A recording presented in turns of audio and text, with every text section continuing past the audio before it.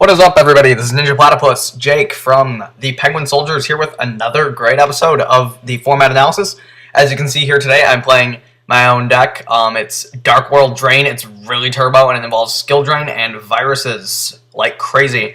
Anyway, that does relate, however. The question this episode is about negative play experiences. In other games, the term, I don't know about Yu-Gi-Oh!, the term NPE is used sometimes.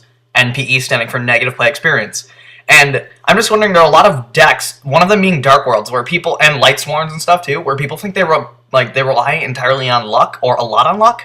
I like to disagree, but there is a thing where many players are saying that decks like this, like right here what I'm doing, is just a negative play experience, and especially with cards like Drag Down into the Grave and Card Destruction, where it's just Gateway with Sams, you know, certain cards for certain decks mean instant win. And so, should those decks have ever been made, even?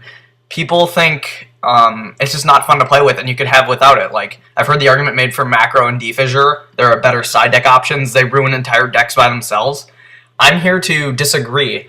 For the most part, I'll get back to that. Konami does a very good job of making their decks balanced and different, and there are many counters to these decks. And while they may lead to a game one that's not fun and maybe a guaranteed loss, you do have the option of many side deck cards to see, especially like new players, to see, you know, how the game works and just to get a good matchup in either way. You might have trouble beating them, but these decks actually aren't all that hard to beat with the side deck. Many people on DN have that, you know, that complaint attitude, but really, the side deck just changes everything in general. But yeah, and so it's just, especially with new players, they might not have fun playing against these decks because they don't really teach you anything, but to be completely honest, I think these decks existing actually teach us more than they hurt, and they're also, you know, they're fun, they're good combo decks, and in the case of Dark Worlds, it's very competitive.